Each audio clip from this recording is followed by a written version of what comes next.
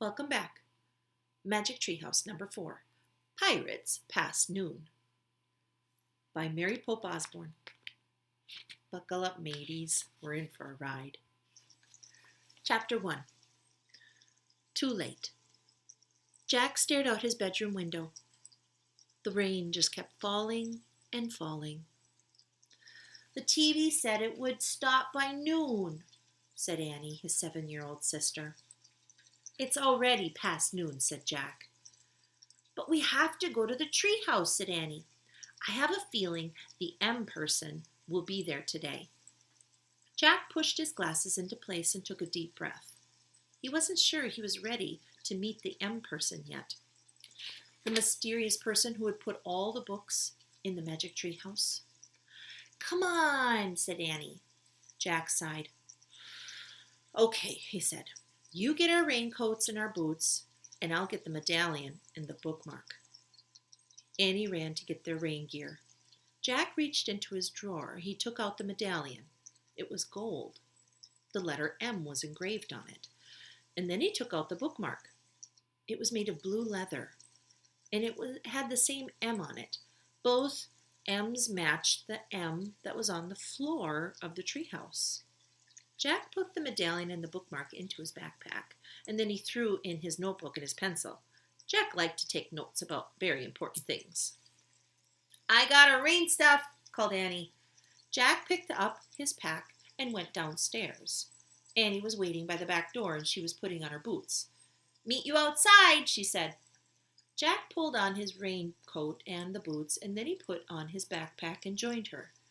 The wind was howling, blowing hard. Ready, set, go! Shouted Annie, and they kept their heads down and charged into the rainy wind. Soon they were at Frog Creek Woods, and the tree branches swayed, flinging rainwater everywhere. Yuck, said Annie. They splashed through the puddles until they came to the tallest oak tree in the woods. They looked up. Tucked between 2 branches was the treehouse. It looked dark and lonely against the stormy sky. Hanging from the treehouse was the rope ladder, and it was blowing in the wind. Jack thought about all the books up there. He hoped they weren't getting wet. The M person's been there, said Annie. Jack caught his breath. How can you tell? He said. I can feel it, she whispered. She grabbed the rope ladder and started up. Jack followed. Inside the treehouse it was chilly and damp.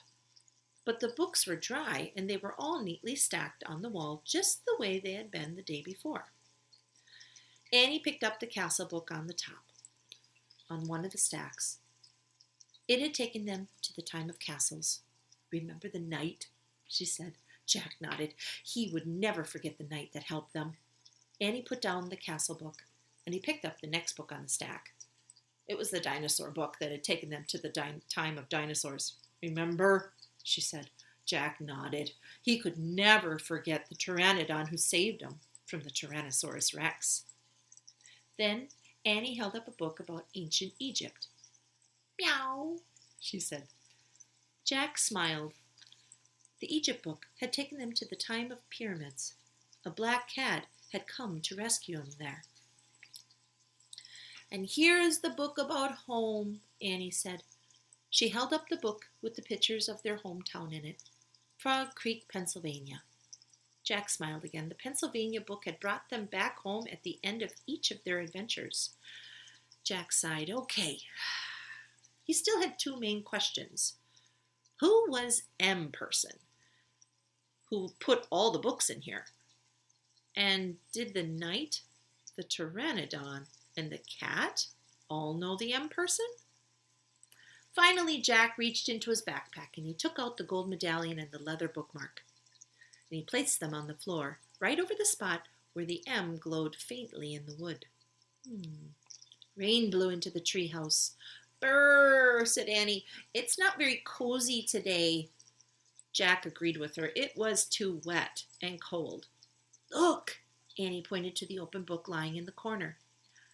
I don't remember a book being open. Me neither, said Jack. Annie picked up the book. She stared at the pictures on the page. Wow, this place looks great. She showed the picture to Jack. He saw a sunny beach, a green parrot sitting in a palm tree, a ship sailing on the blue sea. Another gust of rainy wind blew into the treehouse. Annie pointed to the picture. Oh, I wish we were there instead of here, she said. Yeah, said Jack, but where is there? Too late, came a squawk. Jack and Annie turned quickly. Sitting on a branch outside the treehouse window ledge was a green parrot. Exactly like the parrot in the picture. Too late, the parrot squawked again. A talking parrot? Said Annie. Is your name Polly? Can I call you Polly? Suddenly the wind started to whistle. Oh, no. Now we're in big trouble, said Jack. The wind blew harder. The leaves shook. The treehouse started to spin. Faster and faster. Jack squeezed his eyes shut, and then everything was still. Absolutely still. Jack opened his eyes. Too late, squawked Polly.